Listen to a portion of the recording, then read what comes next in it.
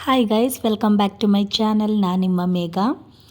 ಇವತ್ತು ನಾವು ಸಂಡಿಗೆ ಹಾಕಬೇಕಿತ್ತು. ಸಂಡಿಗೆ ಮಾಡಿ ಇಟ್ಕೊಳ್ಳೋಣ ಅಂತ ಅವತ್ತು ಹಪ್ಪಳ ಮಾಡಿ ಇಟ್ಕೊಟ್ಟಿದ್ದೆ. ಆ ಹಪ್ಪಳ ವೀಡಿಯೋ ಮಾಡೋಕ್ಕಾಗಲಿಲ್ಲ. ಸಂಡಿಗೆ ಮಾಡೋಣ ಅಂತ ನಮ್ಮ ಆಂಟಿ ಸಂಡಿಗೆಗೆಲ್ಲ ರೆಡಿ ಮಾಡಿದರು. ಬೆಳಿಗ್ಗೆ ನಾವು ಬೇಗ ಎದ್ದು 6 ಗಂಟೆಗೆ ಎದ್ದು, ಇದು ಬಿಸಿಲಿಗೆ ಹಾಕಬಾರ್ದು. ಅದಕ್ಕೆ ಬಿಸಿಲು ಬರೋಕ್ಕಿಂತ ಮುಂಚೆನೇ ಸಂಡಿಗೆ ಹಾಕಬೇಕು. ಅದಕ್ಕೆ ಟೆರೆಸಲ್ಲೇ ಹಾಕಿದ್ವಿ. ನೋಡ್ತಾ ಇರ್ಬೋದು ಎಷ್ಟು ಚೆನ್ನಾಗಿ ಬಂದಿದೆ ಅಂತ ಸಂಡಿಗೆ. ಈ ರೆಸಿಪಿ ಬೇಕು ಅಂದರೆ ಹೇಳಿ, ನಾನು ಕೂಡ ನಿಮ್ಮ ಜೊತೆ ಶೇರ್ ಮಾಡ್ಕೊಳ್ತೀನಿ. ಅದಾದ ನಂತರ ಮೆಂತ್ಯ ಪಲಾವ್ ಮಾಡೋಣ ಅಂತ ಮೆಂತ್ಯ ಪಲಾವ್ಗೆ ರೆಡಿ ಮಾಡ್ಕೊಳ್ತಿದ್ದೆ.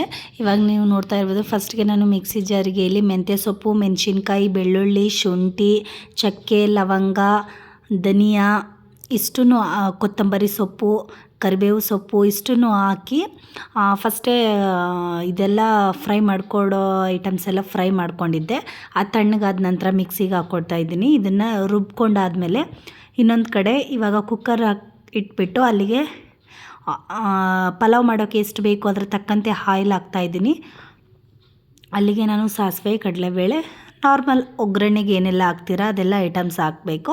ಆನಂತರ ಸ್ವಲ್ಪ ಚಕ್ಕೆ, ಲವಂಗ, ಮತ್ತು ಸ್ಟಾರು, ಮೊಗ್ಗು, ಕಸ್ತೂರಿ ಮೇಥಿ, ಪಲಾವ್ ಎಲೆ ಇಷ್ಟನ್ನು ಕೂಡ ಹಾಕ್ತೀನಿ. 2 ಜೀರಿಗೆ ಇಷ್ಟನ್ನು ಹಾಕಿ ಫ್ರೈ ಮಾಡ್ಕೊಡ್ತೀನಿ. ಯಾಕೆಂದರೆ ನಾನು ಫಸ್ಟೇ ಮಿಕ್ಸಿಗೆ ಹಾಕಿದ್ನಲ್ಲ ಅಲ್ಲಿ, ಹಾಗಾಗಿ ಸ್ವಲ್ಪ ಸ್ವಲ್ಪ ಒಂದೊಂದು 1 ಅಥವಾ 2 ಹಾಕ್ಕೊಳ್ತಾ ಇದ್ದೀನಿ. ಅದಾದ ನಂತರ ಈರುಳ್ಳಿ, ಮೆಣಸಿನ್ಕಾಯಿ, ಕರಿಬೇವು ಇದನ್ನು ಫಸ್ಟೇ ನಾನು ಕಟ್ ಮಾಡಿ ಇಟ್ಕೊಂಡಿದ್ದೆ, ಚಾಪ್ ಮಾಡಿ ಇಟ್ಕೊಂಡಿದ್ದೆ. ಇವಾಗ ಒಗ್ಗರಣೆಗೆ ಹಾಕ್ತಾಯಿದ್ದೀನಿ. ಇದು ನೀಟಾಗಿ ಇದನ್ನು ಈರುಳ್ಳಿ ಎಲ್ಲ ಬೇಯೋ ತನಕ ಒಂದು ಸ್ವಲ್ಪ ಕೈ ಆಡಿಸ್ತಾನೆ ಇರಬೇಕು. ಆನಂತರ ಇದಕ್ಕೆ ಟೊಮೊಟೊ ಕಟ್ ಮಾಡಿ ಇಟ್ಕೊಂಡಿದ್ದೆ, ಟೊಮೊಟೊ ಹಾಕ್ತಾಯಿದ್ದೀನಿ. ಆಮೇಲೆ ಮೆಂತ್ಯ ಸೊಪ್ಪನ್ನ ಆಲ್ರೆಡಿ ನಾನು ಒಂದು 3 to 4 ಟೈಮ್ಸ್ ವಾಶ್ ಮಾಡಿ ಇಟ್ಕೊಂಡಿದ್ದೆ. ಇವಾಗ ಮತ್ತೆ ಇನ್ನೊಂದು ಸಲ ವಾಶ್ ಮಾಡಿ ಕುಕ್ಕರಿಗೆ ಹಾಕ್ತಾಯಿದ್ದೀನಿ. ಇದು ಟೊಮೊಟೊ ಸಾಫ್ಟ್ ಆಗೋ ತನಕ ಸ್ವಲ್ಪ ಮೀಡಿಯಮ್ ಇದರಲ್ಲಿಟ್ಕೊಂಡು ಸ್ಟವ್ನ ಬೇಯಿಸ್ತಾನೆ ಇರಿ. ಏಕೆಂದರೆ ಅದು ಸ್ವಲ್ಪ ಸಾಫ್ಟ್ ಆಗಬೇಕು ಮತ್ತು ಸೊಪ್ಪು ಕೂಡ ಒಂದು ಸ್ವಲ್ಪ ಬೆಂದರೆ ಸಾಕು. ಅದಾದ ನಂತರ ನಾನು ರುಬ್ಬಿಟ್ಕೊಂಡಿರ್ತೀನಲ್ಲ ಅಷ್ಟು ಐಟಮ್ಸ್ ಕೂಡ ರುಬ್ಬಿಟ್ಕೊಂಡಿರೋ ಪೇಸ್ಟನ್ನ ಇಲ್ಲಿಗೆ ಹಾಕ್ತಾಯಿದ್ದೀನಿ. ಇದು ಒಂದು ಸ್ವಲ್ಪ ಹಿಂಗೆ ಕೈ ಆಡಿಸ್ಕೊಳ್ಳಿ, ಏಕೆಂದರೆ ಅದು ಆವಾಗ ಹಸಿ ಹಸಿ ಇರುತ್ತಲ್ಲ, ಎಲ್ಲ ಕಡೆ ಮಿಕ್ಸ್ ಆಗಲಿ ಅಂತ. ಇದನ್ನು ಅಷ್ಟೇ ಮೀಡಿಯಮ್ ಫ್ಲೇವಲ್ಲಿ ಇಟ್ಕೊಂಡು ಒಂದು ಸ್ವಲ್ಪ ಬೇಯಿಸೋಕೆ ಇಡಬೇಕು. ಸ್ವಲ್ಪ ಅಲ್ಲಿ ಪೇಸ್ಟ್ ಮಾಡಿ ಇಟ್ಟಿದ್ನಲ್ಲ ಅದಿನ್ನೂ ಒಂದು ಸ್ವಲ್ಪ ಪೇಸ್ಟ್ ಆಗೇ ಇತ್ತು. ಹಾಗಾಗಿ ಸ್ವಲ್ಪ ನೀರು ಹಾಕ್ಕೊಂಡು ಅದಕ್ಕೆ ಕುಕ್ಕರ್ಗೆ ಹಾಕ್ತಾಯಿದ್ದೀನಿ. ಇವಾಗ ನಾನು 1.5 ಲೋಟ ಅಷ್ಟು ರೈಸ್ ಹಾಕ್ತಾಯಿದ್ದೀನಿ. ಮತ್ತು ಅದಕ್ಕೆ ನಾನು 1.5 ಲೋಟ ರೈಸ್ಗೆ 3 ಲೋಟ ನೀರು ಹಾಕ್ತೀನಿ.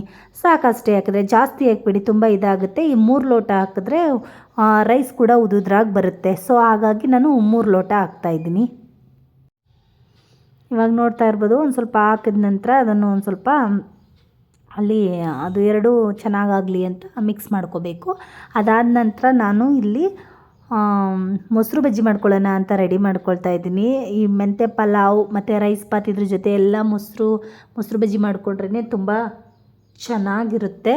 ಹಾಗಾಗಿ ಮಾಡ್ಕೊಂಡಿದ್ದೀನಿ. ಮೊಸರು ಇಟ್ಕೊಂಡಿದ್ದೀನಿ. ಫಸ್ಟೇ ಆಲ್ರೆಡಿ ನಾನು ಈರುಳ್ಳಿ, ಮೆಣಸಿನ್ಕಾಯಿ, ಕರಿಬೇವು, ಕೊತ್ತಂಬರಿ ಮತ್ತು ಟೊಮೊಟೊ ಇಷ್ಟನ್ನು ಕೂಡ ಕಟ್ ಮಾಡಿ ಇಟ್ಕೊಂಡಿದ್ದೀನಿ. ಸಣ್ಣದಾಗಿ ಕಟ್ ಮಾಡಿ ಇಟ್ಕೊಳ್ಳಿ, ತೀರಾ ದಪ್ಪ ಬೇಡ, ದಪ್ಪ ಆದರೆ ಚೆನ್ನಾಗಿರಲ್ಲ. ಸಣ್ಣದಾಗಿ ಕಟ್ ಮಾಡಿ ಇಟ್ಕೊಳ್ಳಿ. ಇವಾಗ ನೋಡ್ತಾ ಇರ್ಬೋದು ನಾನು ಯಾವ ಥರ ಕಟ್ ಮಾಡಿ ಇಟ್ಕೊಂಡಿದ್ದೀನಿ ಆ ಥರ ಕಟ್ ಮಾಡ್ಕೊಳ್ಳಿ. ತುಂಬಾ ಟೇಸ್ಟಿಯಾಗಿರುತ್ತೆ. ಈ ಥರ ಮಾಡಿಟ್ಕೊಳ್ಳಿ. ಮೊಸರು ಕೂಡ ತೀರಾ ಗಟ್ಟಿ ಬೇಡ, ಸ್ವಲ್ಪ ನೀರು ಹಾಕಿ ಮಿಕ್ಸ್ ಮಾಡ್ಕೊಳ್ಳಿ. ಏಕೆಂದರೆ ನಾವು ಅಲ್ಲಿ ಪಲಾವ್ ಜೊತೆ ತಿನ್ನಬೇಕಾದ್ರೆ ಅದು ಒಂದು ಸ್ವಲ್ಪ ತೆಳ ಇದ್ರೇ ಚೆಂದ. ಇವಾಗ ನಾನು ಅದಕ್ಕೆ ಈ ಥರ ಮಾಡ್ಕೊಳ್ತೀನಿ. ಇವಾಗ ಇದೆಲ್ಲ ಆಗಿದ ನಂತರ ನನ್ನಲ್ಲಿ ಪಾತ್ರೆಗಳೆಲ್ಲ ಅದೇ ಥರ ಇಟ್ಬಿಡಲ್ಲ, ಆವಾಗಿನ ಕೆಲಸ ಆವಾಗಲೇ ಮಾಡ್ಕೊಬಿಡ್ತೀನಿ. ಹಾಗಾಗಿ ಪಾತ್ರೆ ಎಲ್ಲ ವಾಶ್ ಮಾಡ್ಕೊಳ್ತಾ ಇದ್ದೀನಿ.